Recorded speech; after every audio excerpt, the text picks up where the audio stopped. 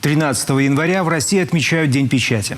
Первое периодическое издание в стране, газета «Ведомости», вышла в свет в далеком 1703 году. Она была основана указом Петра Великого. Спустя 2 века газета «Зырянская жизнь» появилась в Коми крае. Как периодика развивалась в нашем регионе, расскажет Ксения Лосева.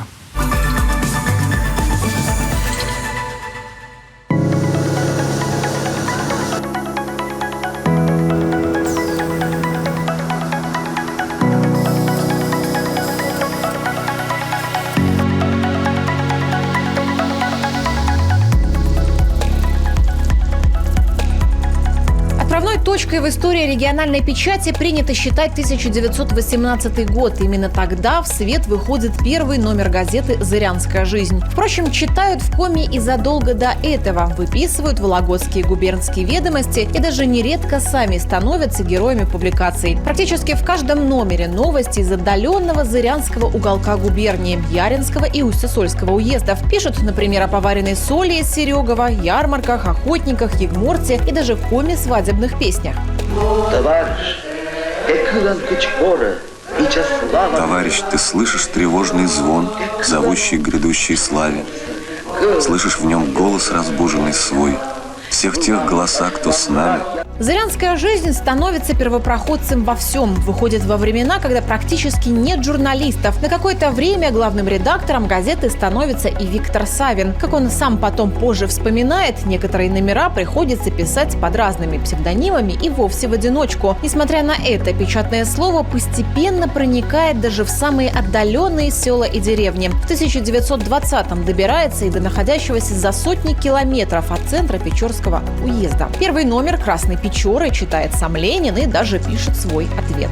Спасибо, дорогие товарищи, за присланную газетку «Красная Печора». От души желаю вам успеха в нашей трудной общей борьбе с хозяйственной разрухой, темнотой и невежеством. Пусть эта маленькая газетка послужит светлым началом грядущего рассвета этого далекого и холодного края.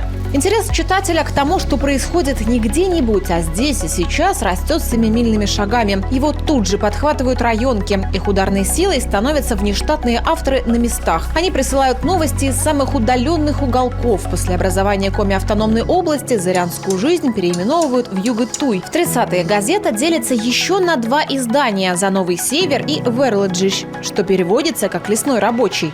Самая старая газета нашего фонда – это газета называется «Верлоджиш», в переводе «Лесной рабочий».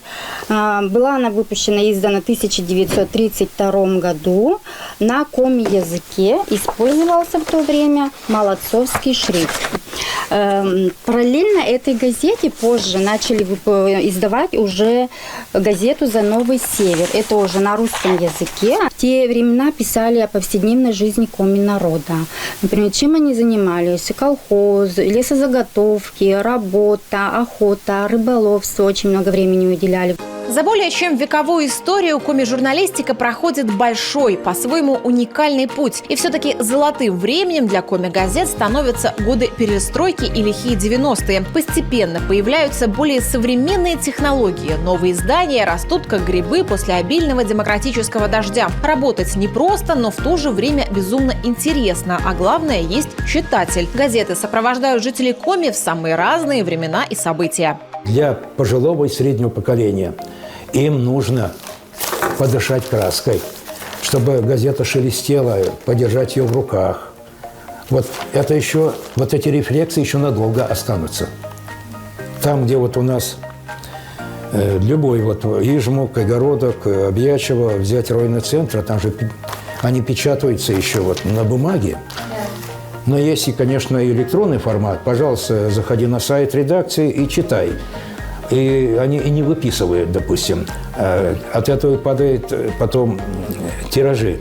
Но, тем не менее, вот «Огородская газета» тиражом порядка 1000 экземпляров еще выходит на небольшой район. Сегодня с развитием современных технологий на передний план выходят электронные СМИ. Их безусловное преимущество – скорость и мобильность. Всего несколько кликов, и читателю доступны самые свежие новости любого региона и даже страны. Но, согласитесь, все-таки это не отменяет то удовольствие, с которым многие привыкли читать за завтраком утреннюю газету или, например, обсуждать с домашними новости, которые узнали из вечерней. Газеты являются таким полноценным источником информации для всех категорий граждан. Я бы не стал говорить о том, что, например, молодежь там не читает газеты. С удовольствием газеты читаются.